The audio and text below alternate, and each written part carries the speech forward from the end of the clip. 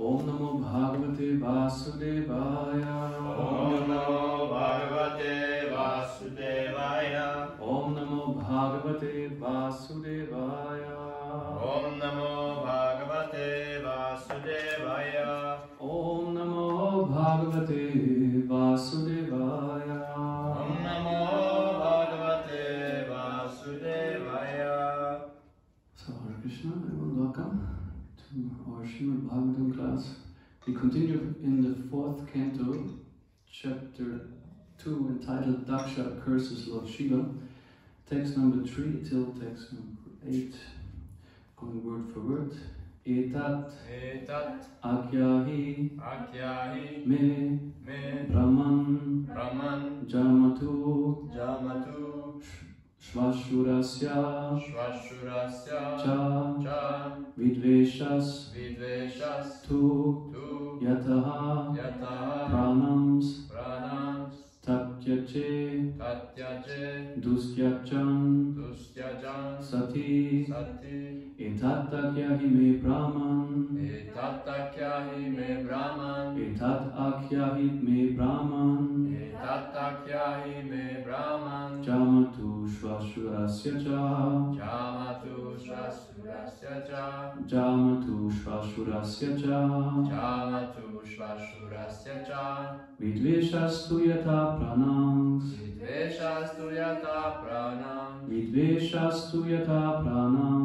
vidveshastu yata pranams tatyache tustyachan sati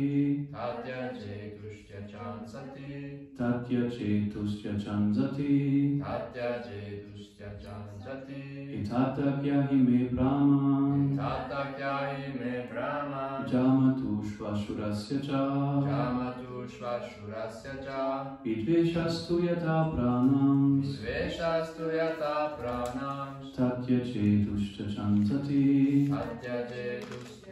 sati etat akyahi me Brahman jamatu shvashurasya cha vidveshastu yata pranams tatyache tustyachan sati etat akyahi me Brahman jamatu shvashurasya cha vidveshastu yata pranams tatyate tustyachan sati etat thus akyahi please tell me to me Brahman O Brahmana jamatu of the son-in-law Lord Shiva Shvasurasya of the father-in-law Daksha cha and vidveshaha quarrel to as to yataha from what cause pranam her life tatyache gave up tustyachan which is impossible to give up sati translation and perfect customary grace Srila Prabhupada ki jai. My dear Maitreya, to part with one's life is very difficult. Would you kindly explain to me how such a son-in-law and father-in-law could quarrel so bitterly that the great goddess Sati could give up her life?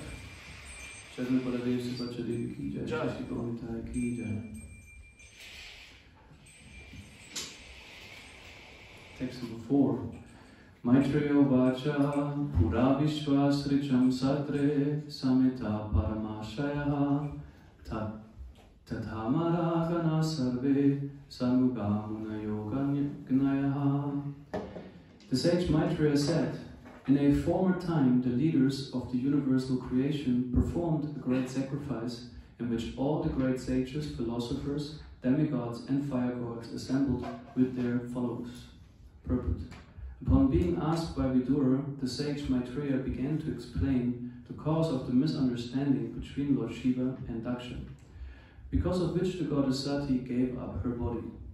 Thus begins the history of a great sacrifice performed by the leaders of the universal creation, namely Marichi, Daksha and Vasishta. The great personalities arranged for a great sacrifice, for which demigods like Indra and the fire gods assembled with their followers. Lord Brahma and Lord Shiva were also present. Text 5.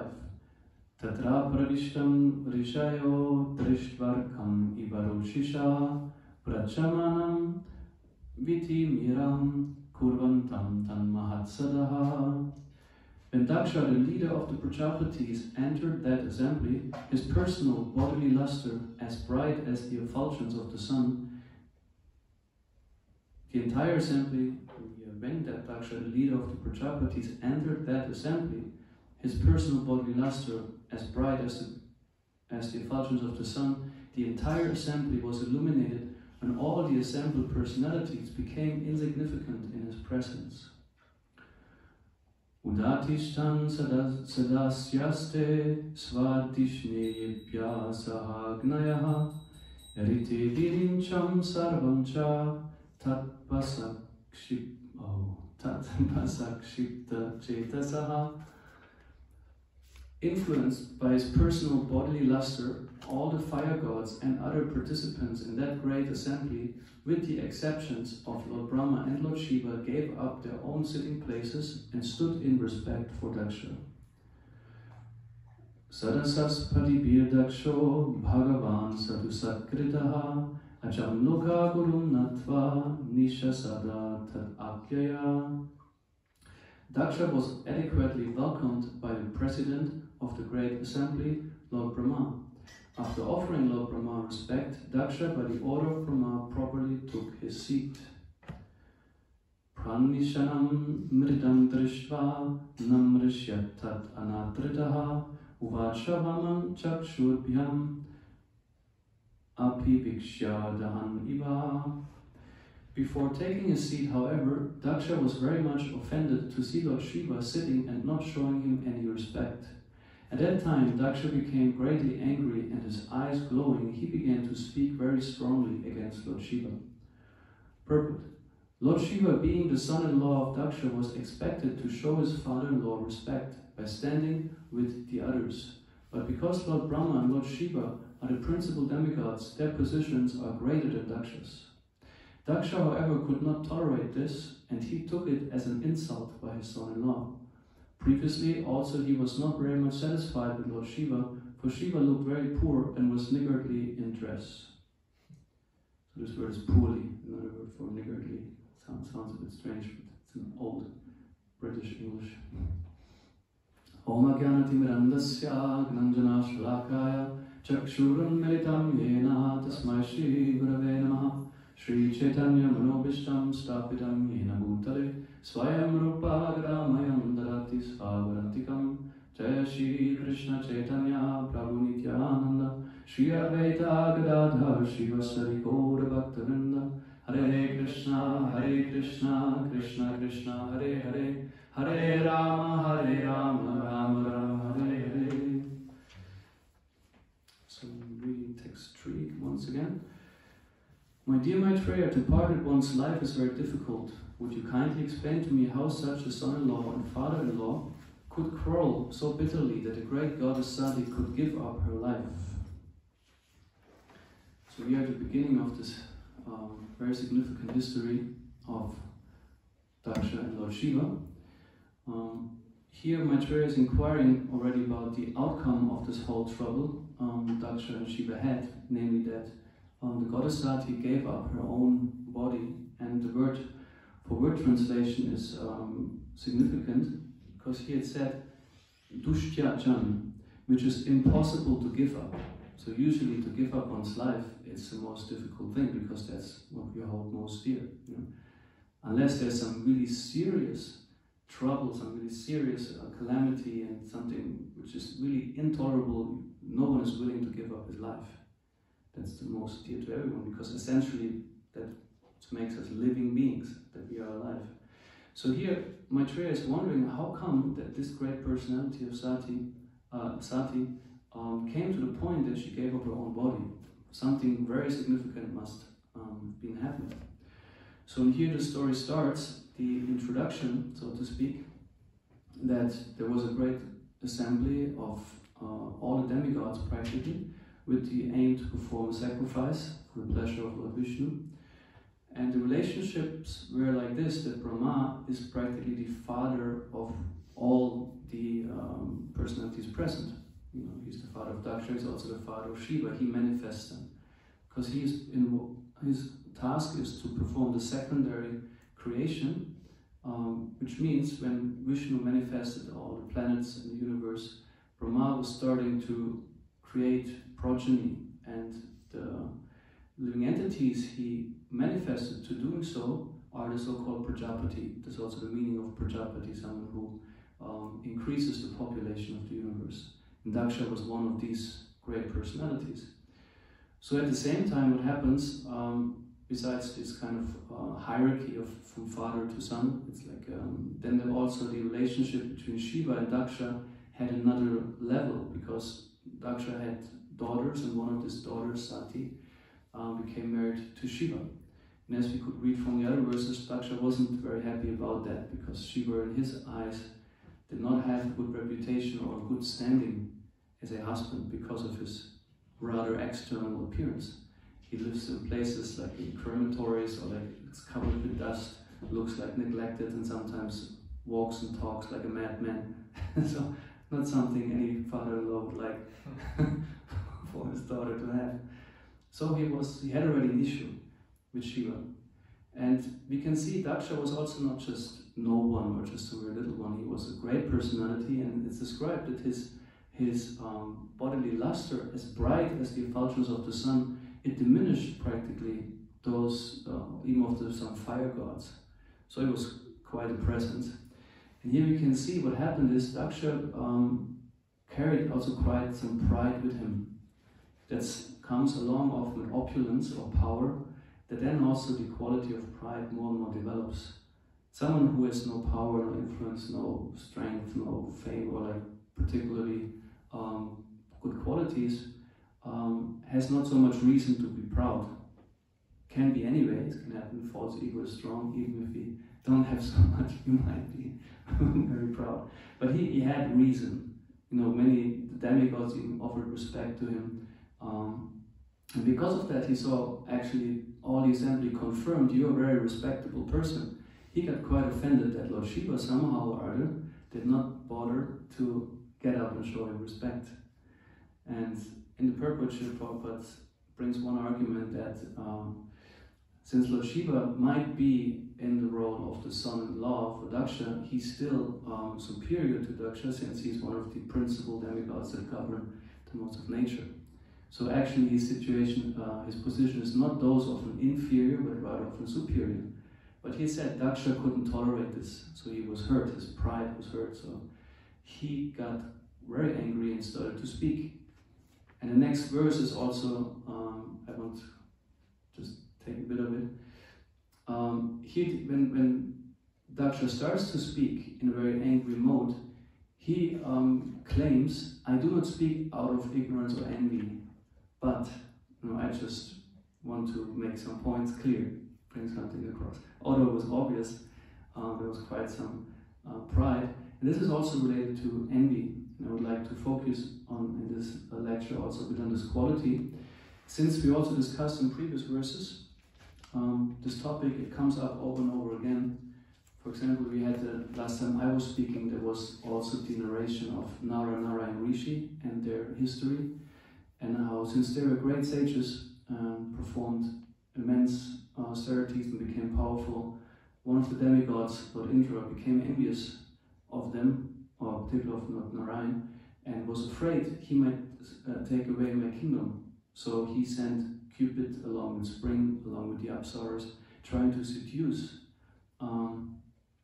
Nara and Rishi, so that they might fall down from their position, don't become so powerful, know that he doesn't have to be afraid that his position of the king of heaven might be taken by someone else.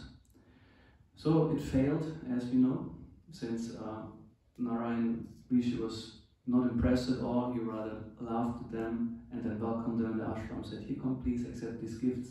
So they became quite embarrassed, because what happened is, Narayan demonstrated, there's nothing you can offer me or seduce me with. I'm the source of all the seductive things you have. You know, if you bring to me, like, if you bring to a rich man, like he has whatever millions of turns and he gives you a position where you earn some 10, 20,000, you come and say, here 5,000. He thinks, what are you offering me here? You know, I have millions in my account. And Narayan Rishi showed, out of his own body, he manifested the most amazing, beautiful apsaras, heavenly, or like the goddesses of fortune, which couldn't, like where the apsaras present, they couldn't match at all in their beauty and radiance. So the demigods got quite astonished. So he responded to the envy of Indra with generosity, which was interesting. No, he didn't get angry, he rather smiled and welcomed them. So here again it comes to the topic of envy, or the, how to say, I don't know what you say, Missgunst in English.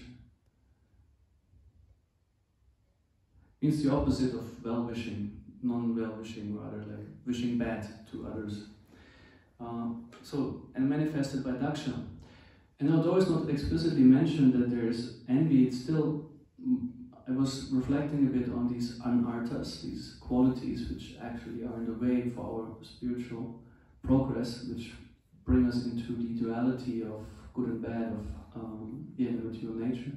That envy actually is closely associated with at least three qualities. These anarthas, they don't exist so separately from each other. And envy goes along with pride and fear and doubt. We can see different examples, like here for example, pride is there. And out of this pride of Daksha was like trying to belittle or like to really harm Lord Shiva by harsh words, by defaming him, saying this person is actually unworthy, trying to make the point he should be actually excluded from the assembly. So this was quite a violent act actually, if some powerful person speaks like that, you know, and try to exclude him. Another thing might be fear, and we see that in the Ramayana that Kaikeyi, the third queen of King Dasharatha, was influenced by her servant Kuni, she's named Koune. So that she becomes afraid that actually there's something wrong with Lord Ram becoming king, that actually her own son Bharata should be instead. So she influenced her with her own envy and hatred toward Ram, so she became fearful, and so much so that she got really convinced that Ram was her enemy. Right? So this was a powerful influence, that she actually really claimed the benedictions she got from her husband, the king, and this benediction was like, oh, please send Ram to exile and enthrone Bharat as the king. There's some story in the Valmiki Ramayana, as I have it, as we have it, in the retold version of Krishna Dharma. There's not much of the really childhood pastimes of Ram. It starts relatively late when he's already youth, like 15, 16. But apparently in some other Ramayana, there's a story that Lord Ram, when he was a child, used to make fun of Kuni, because he was this hunchbacked woman, or like was just a girl, and threw clay balls at her. There was a story, and from this on she carried a strong resentment towards Ram, and this was her revenge, so to speak. So she held on to this. Yes, and then there's also doubt. Doubt that I might be secure, like for example, Dhritarashtra. King Dhritarashtra was also having anxieties and doubt, was also proud in regards to not wanting to give up the kingdom, because he got confused about his duty and allowed his sons to do all kinds of really evil things to the Pandavas. Duryodhana was so proud he couldn't handle the superiority of Bhima, for example. Even as children, as young boys, Bhima showed a lot of progress also in fighting, and he said he was throwing and whirling around the Kauravas, as the 100 brothers of Bhima, because he had immense physical strength, and they could not defeat him, no matter how they tried. And Bhima was enjoying this battle and was laughing, and so it often felt humiliated, means by defeat of Bhima. And Duryodhana went so far to try to poison Bhima, to try to kill him, because he just had such a strong hatred and envy. So envy means actually, in a sense, one could say, I would like to see the other person destroyed, or at least very diminished. This is a very destructive force. Envy is a sense, sometimes there's the saying, there's not enough space in this room for the two of us. You know, it's a bit similar to that, like it's an either you or me, a kind of win-lose mentality. That, there's not enough for both of us, so either you have to go or like and I certainly won't, so I try to destroy you, more or less. So this envy is a very destructive force, and also in spiritual life one has the task to really counteract that as good as possible. And the counteraction is like a few qualities that every transcendentalist, in my understanding, does well to cultivate. And one of these is satisfaction. It's also described in the Bhagavad Gita that one of the symptoms of a self-realized person is that he's completely satisfied. You know, whatever comes, he's satisfied. What doesn't come, he's also satisfied. He's not lamenting nor hankering after things, but simply whatever Krishna provides, this person feels that's okay. It's good. There's nothing wrong. So this way, being peaceful. Because envy means also often being not peaceful, always having the feeling I lack something, I have to get something, or someone else has something I should get, or someone is in a disturbs my comfort, so this person has to be somehow or other pushed away. And another thing is also, besides the satisfaction, is appreciation. Because envy often means it's about seeing how others are apparently either better than oneself or worse. In case that someone is better than oneself, one tries to somehow other maybe diminish or defame. You know, there's often, like we have this phenomenon in our society, I guess it's as old as mankind itself, but gossip. Gossip is such a very destructive thing. People have a tendency to talk, and ideally even something which is about the faults of others. You know, we don't know so much, of course it's also present, but gossip is in characteristic not that you praise others and like express your appreciation. Usually it's about you find a mistake and you gossip about it, that's the point. And in this way, we can see the influence we have on others might be quite destructive. One example is Kaikeyi, who was influenced by the envious mentality of Kuni. And she made quite a drastic step towards her own family even. So we can understand like each word a person says and how it is said and like what we express matters, it influences others. Therefore also the nectar of instruction is teaching us Vajravegam, Manasagura-vegam, Jiva-vegam, Uttarapashta-vegam. One should control his mind and senses, and the tongue is mentioned twice. And Vajravegam is the sense of taste. That one should control his tongue, not overeating. But it's Jiva-vegam. Again, we're referring to the tongue, but it's referring to speech. One should control his speech. It's also in the Bhagavad Gita in the 17th chapter, I think text 15, we also have the renunciation of speech related to that. Anudvegam vacham vakyam satyam priyatam chayat swadhyaya prayasanam cheva tanmayam tabuchyate vanmayam tabuchyate. That anudvega vacham.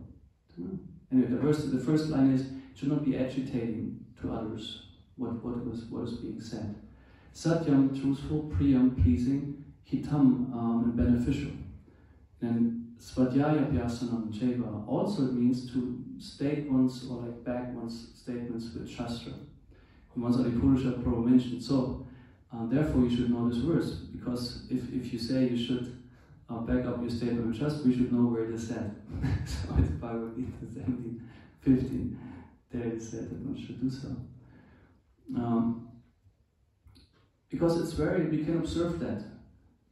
Let's think of how people speak to us. If people speak to us in an honest way, in an appreciative way, or like in a respectful way, We feel influenced in a way positively, encouraged, maybe start trusting more, we feel more close and so on. Whereas if people speak in a harsh way or like perhaps very dishonest, kind of being showing a really, how to say gute Miene zum bösen Spiel, means that they pretentious, or like it shows that they say one thing but then say another behind one's back. So it's affecting our mind immensely.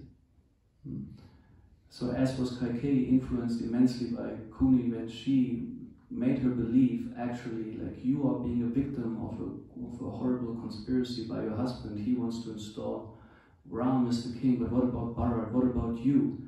Kind of making her fear about herself, her own position, although she was doing well. She was happy, you know. She was there, okay, she was the third wife, and it was no problem. Bharat was very happy to see Ram on the throne, everyone was happy to see Ram on the throne. But she had some personal issue, and then it's really literally infecting Kaikeyi with that. As, for example, also Duryodhana and his uncle Shakuni. They're also two very envious people, and they increase their own infection of envy immensely by really getting into it, by holding the resentments, holding the grudges, and then like becoming very evil people. And it starts, of course, with internally an attitude of envy, but then the words are powerful. The more also you speak about something, you know, the more you tend to manifest it in actions. Of course, it starts with the thought. So therefore, one is required to Vajravegam, Manasakrodavegam, Jivavegam, Dharapashtavegam, to control mind and senses. So to say the urges of the mind, Vajravegam, Manasakrodavegam, the urges of the mind and anger must be controlled. And here Daksha, in this verse, he didn't. He was overwhelmed by his anger, which was stemming from pride. He was thinking, I'm actually superior, Shiva is inferior, he has to respect me, should get up. So then he started the whole thing. And in this whole chapter, we will hear like a quite tragic event, like how the events take a certain direction, up to that Sati is giving up her own body, based on simply actually also envy of her father. Because he first of all couldn't respect Shiva as a great personality, and he could not tolerate that he is by position superior, since he is one of the principal demigods and not just a son-in-law, not younger. Plus also we know about Shiva, when he is sitting there and apparently not acting respectfully, he is not disrespectful, or he is not like coming from a place of false ego. Rather he controls the false ego, and he is absorbed in transcendental meditation, maybe when he says some ecstasy, and he doesn't bear any ill will to anyone. That's his name, Shiva, the auspicious. Ashatosha, the one who's very easily pleased. He's the shelter of those who have no shelter.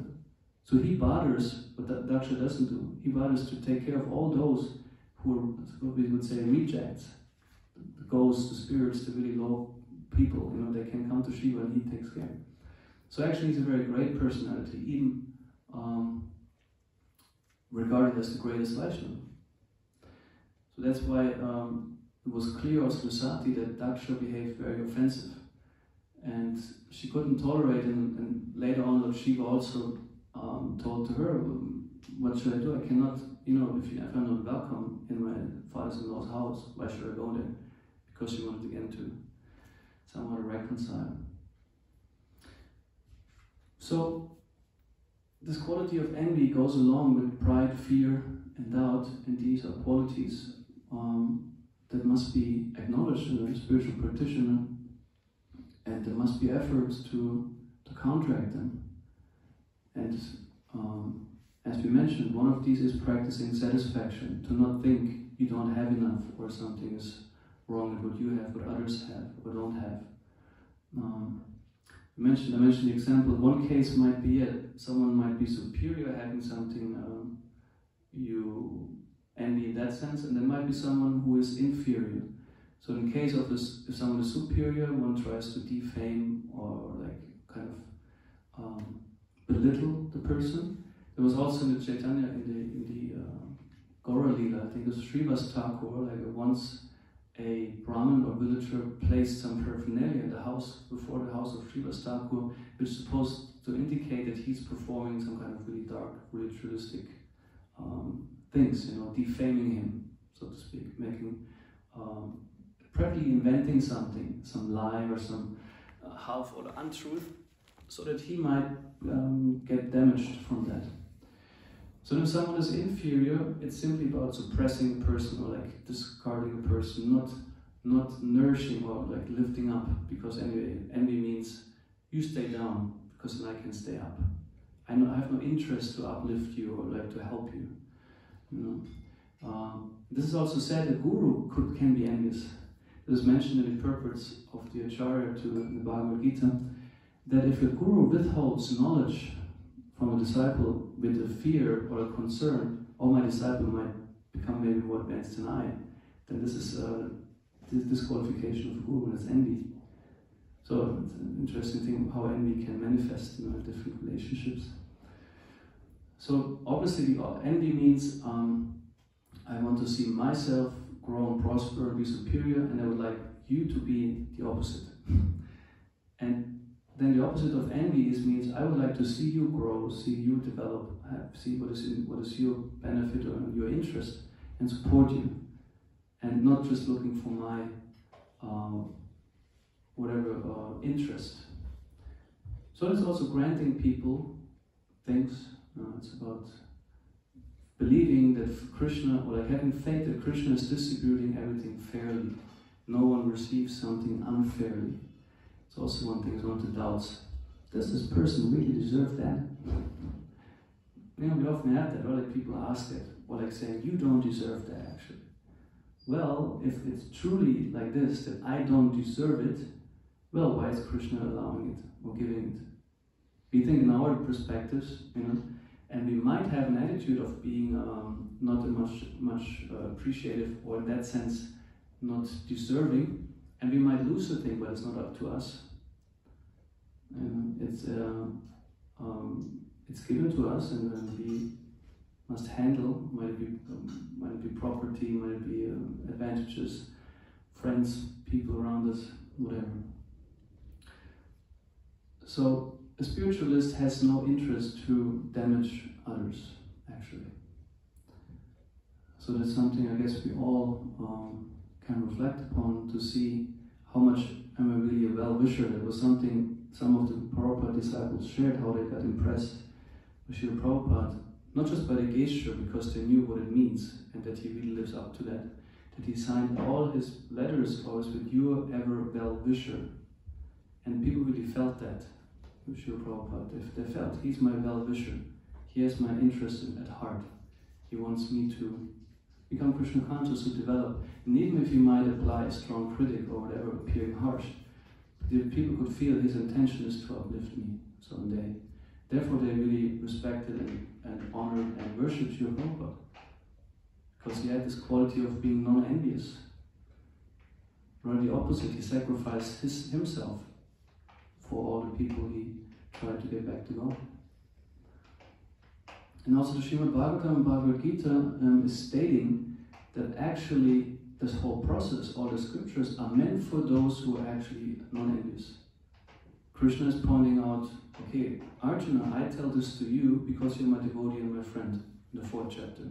And later on in the 9th chapter, he's speaking again, adding, well, I tell you this more confidential knowledge because you're devotee and my friend, and you are never envious of me.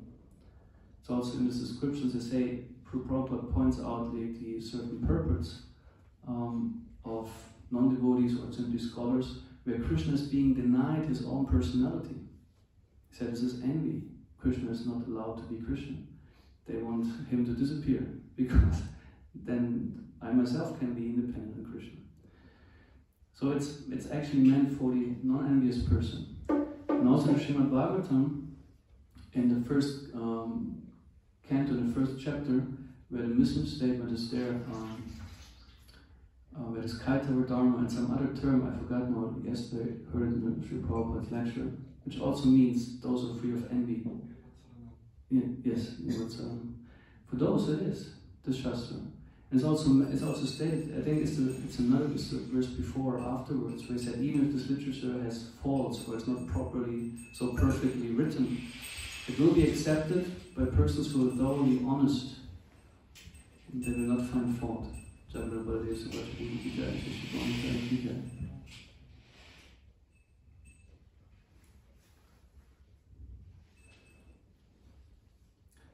it's a very important topic, and here in this story with Daksha we can see how envy manifests a very catastrophe, or in other stories.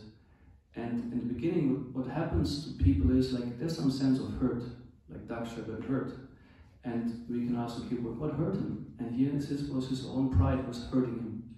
It's interesting, we sometimes and often think that others do something to us, but actually it is certain qualities that torture us. If I'm very proud, and then someone doesn't treat me the way I think he or she should, then I think this person's hurting me, but actually what is hurting is my own pride. Because the pride is piercing, hey, you know, something is wrong, or my own ego is simply giving me pain. Like with greed, I can get so many things, and then I see someone else having more, and I'm pained because I think I never have enough. So what actually is giving the pain is the quality, the anartha. This is hurting the mind, and the mind struggles with it. And then we attribute it to the others, because of this one, this one, this one. And so therefore, also one of the qualities mentioned in the Bhagavad Gita for the self-realized person is very introspective.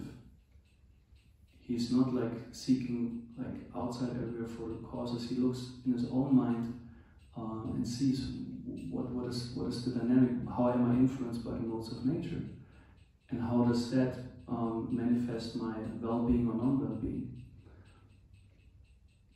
So I would like to say a few words to the power of the word, because we mentioned before, here like Daksha is defaming, he's speaking out what's bothering him. So that's actually, compared to other situations of people, advantage, because he honestly speaks out.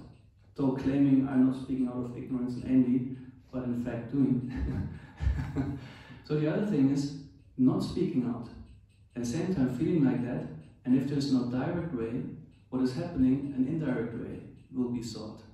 So this we mentioned before in our society, there's so much, society, I mean ISKCON in general society, there's so much gossip and so much talking, but even people talk about people they have nothing to do with. You know? But still there's need to talk about them, like either in a bad way particularly. And we can also speak in a nice way, and this, of course, it's for the advantage. But often, like, people have a need to somehow or other just talk about others, even if they have no significant or like deep relationship with them, you know. And sometimes it is because people have not learned yet, or haven't found the courage yet, to honestly speak with people directly, you know. And then it must be indirectly, because the mind has a need. I have to talk about it, you know, somehow or other. It's human. But what's also important is that we create certain quality of relationship, a quality of life that might be not to our liking at the end. There's also the saying, I don't know, in German you have even this legal term, it's called Rufmord. I don't know how you say it in English, like killing someone's reputation. So it's also nowadays very easy, you know, with words and spreading, we have this term fake news, or like all this kind of information where people suffer an immense amount of defamation or like perhaps other damages. And this is destructive, very destructive. Gossip, spreading lies, or like just talking like that without knowing really. And this is also not Vaishnavaism in the sense of parampara. If you look at that, Vaishnava is supposed to be a chain in the parampara, the disciplic succession. And the disciplic succession is based on the principle that knowledge is given from guru to disciple authentically and is being passed on without change. Simply one passes on the message, and of course one has to understand it from the proper source, not like thinking, oh, I think he or she means that. No. We inquire and be sure, what does it mean, how am I supposed to understand it, and then pass it on. Because I think, if I think I'm very smart and learned, I can figure it out myself. With shlokas, for example, we have a big risk of, damaging our philosophy. So therefore, actually, Srila Prabhupada also very much stressed, Swadhyaya Vyasanam Cheva. When you say something in spiritual circles, you must be immediately ready to back it up with Shastra. That's 1750 in enunciation of speech. And this is also a principle of parampara. So the same thing, even if you don't speak about passing on spiritual knowledge, the same thing works for human interactions. If I just pass on half information or even wrong information, I cause a lot of damage. So therefore, one of these qualities also is that a devotee is silent. Srila Prabhupada says silence means to always think of how to advance in Krishna consciousness. He makes this in the Bhagavad Gita, I think, or it's an act of devotion. But one of this definition of silence is always thinking of self-realization, he says.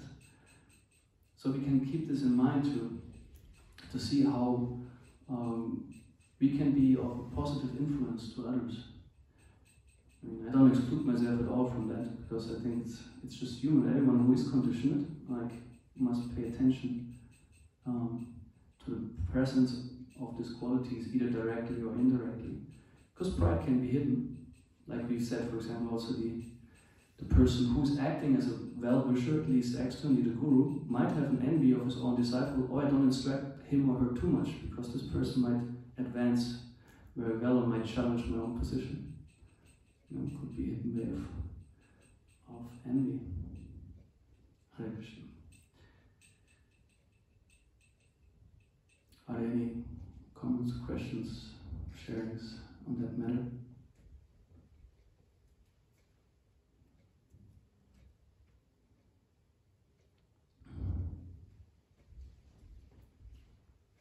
Oh yeah. Switch it off, you have to switch it on.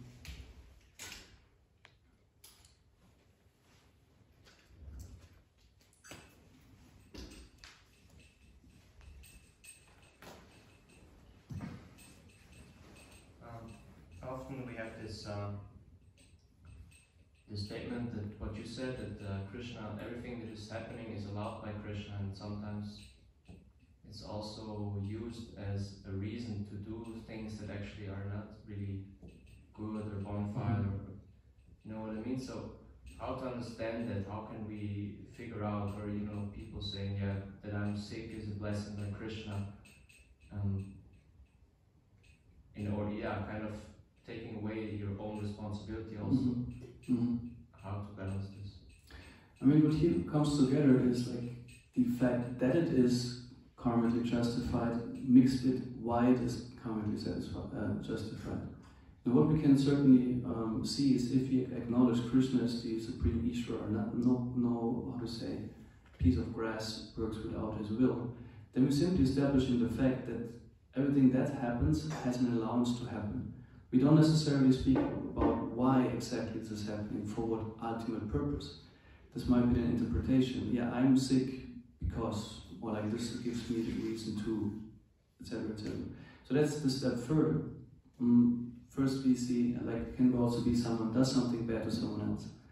And factually I must say, if it wouldn't be truly not allowed that it happens, or wasn't supposed to be happening, or then it wouldn't happen. But it happened. So obviously there's some karmic justification, but then we immediately go to why it happened, for what good reason. That's actually a second thought. This we often cannot be so sure about. And also great personalities in the Shastra, sometimes they wonder, how are all the arrangements of material nature to be understood? Even great personalities like Bhishma got perplexed at some point, like, what's happening here? So what can be said is, with my understanding for sure, Krishna is controlling everything, and like he gives us all kinds of situations, and if you have an attitude of, faithfully accepting that Krishna is fair or non-biased, to see, what I'm supposed to do with the situation, what would be the most productive way, what might I learn from it, what might be my task in this. And then of course, usually in Vaishnava circles, it's also common to consult devotees that you trust or who are senior, like with some matters, and discuss what you think and get perspectives perhaps from scripture or from experience, and to see how can you accommodate a given event, like maybe getting a disease. In diseases, for example, also we can apply intelligence. We could also look at cause and effect. That we see there's of course a biological aspect to it and a psychological aspect to it, to every disease. And we could also put in connection how are my mental patterns somehow or other reflecting what's happening in my body. It's kind of a psychosomatic approach, and to look at actually not how does Krishna allow it, but not rather how do I manifest it, because Krishna grants me a free will, and at the end the result also has to do with my choices. That's our philosophy. We say we act, Krishna allows it. He says in the 13th chapter that he's the overseer and permitter, known as the super soul in the heart.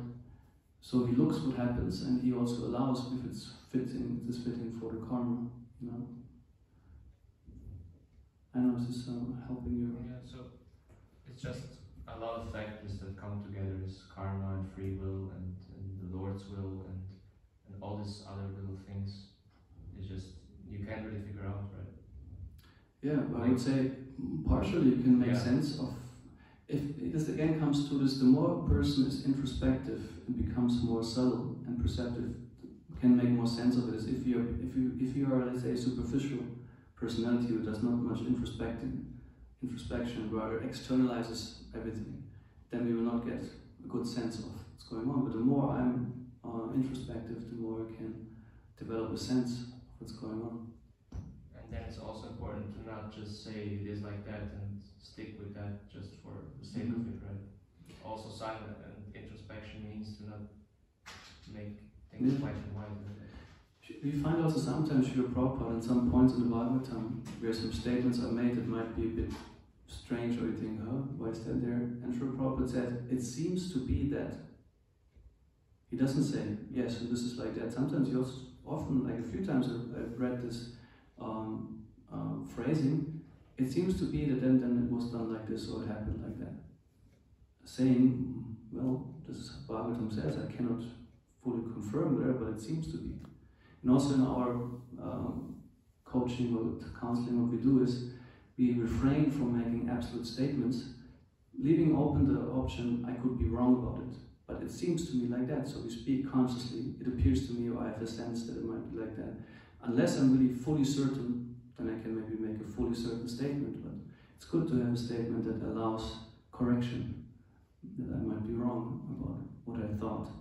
Like scientists need to do all the time. Ravindra Swarup was pointing it out in one of these magazines that he talked about magazines of scientists, where they always say, we used to think, but now we know. And this repeats. They have to change, or reform their point of view, because something new came up. We used to think, but now we know. And then they think, now we know, this is how it is. Then something changes, we used to think, but now we know. So it's always speculation. So why not think, we used to think this, now we assume this like that.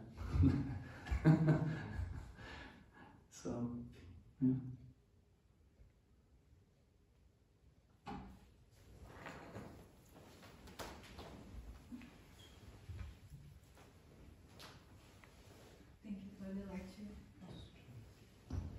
Thank you for the lecture. Very nice. I was just reflecting on our relationship with Krishna in service. For example, I was thinking on the altar we say this verse that I've been inimical toward him from time immemorial. And I was just thinking that it's this kind of envy. It feels like it's a very strong enmity from time immemorial I have toward Krishna. And personally experience also sometimes it's very hard to serve, to go and serve. And we see that over time, some devotees, it's kind of like you just keep pushing, just do it, just do it. And they get burned, they fry, they leave. Maybe you could say something about that, how to deal with this envy towards Krishna and this difficulty in our service.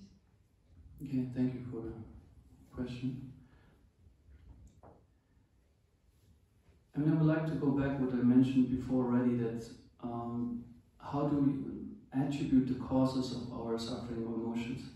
So one way might be externalizing, putting it to someone in our environment. The other way is to look at how do I create my own life quality or my own life circumstances, by my choices. That might be the things that I do, might be the things that I omit and not do, but actually would like to do. And Krishna is the object of projection, let's call it like this, because you think, yeah, he's supreme controller, so what happens in my life is actually more or less him, he's doing, right? And in the Bhagavad Gita, in the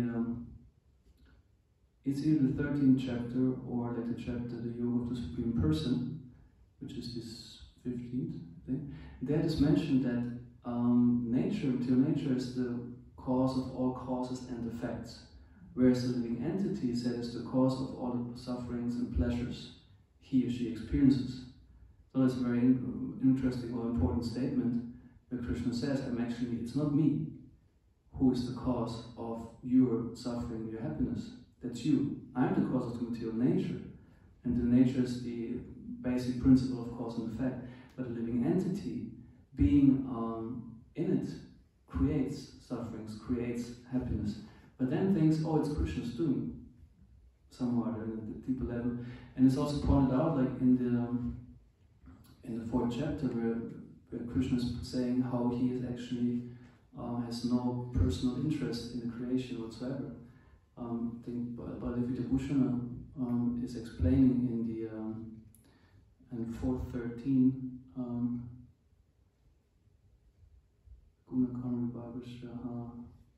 what's the full verse? So he says, based on the true modes of nature, I'm creating this one ashram.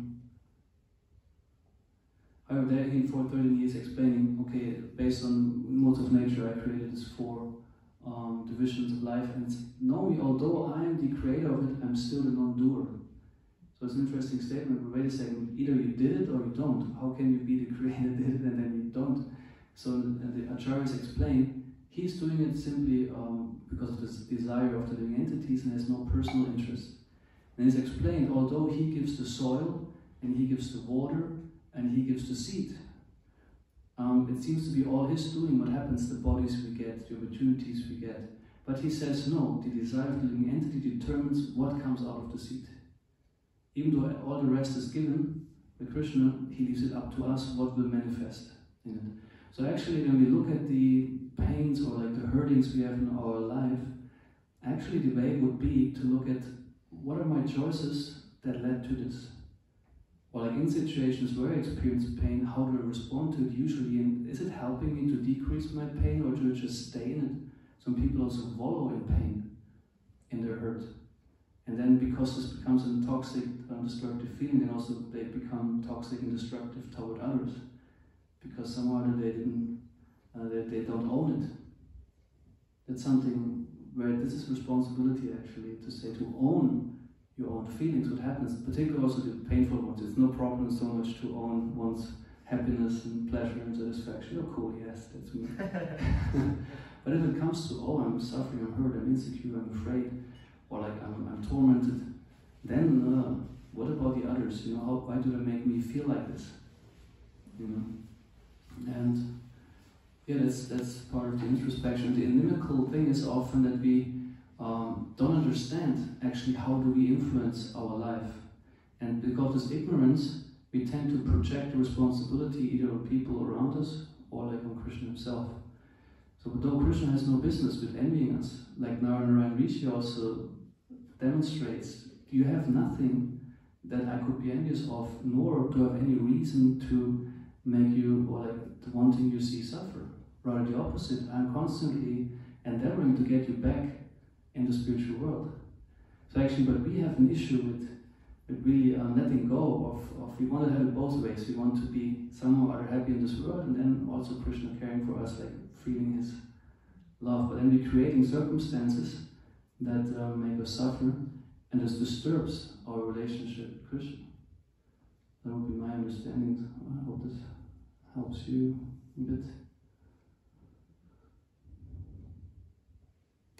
Right?